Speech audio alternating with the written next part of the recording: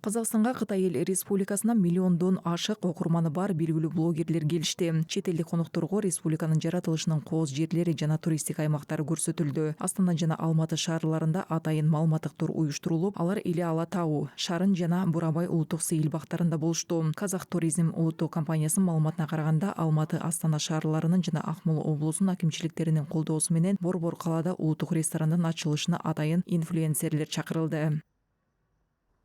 В рамках Года туризма Казахстана в Китае на открытие в столице казахского ресторана Казакстандын Кытайдагы туризм жылынын алкагында Борбор каладагы ресторанынын ачылышына 20 миллиондон ашык аудиториясы бар кытайлык белгилүү блогерлер чакырылды. Өлкөгө келген коноктор Казакстан туристтер арасында эң популярдуу аймакка айланат деген пикирлерин айтышты. Алар өлкөнүн көз жоосун алган жаратылышынын кооздугун сүрөткө жана видеого тартып, өз баракчаларына бөлүштү. Белгилей кетсек, соңку кезде Казакстан Кытай Эл Республикасынын жарандарынын арасында чоң кызыгууну жаратууда. который Казахстан вызывает сейчас со стороны граждан Китая, он на самом деле будет продолжаться еще очень долго.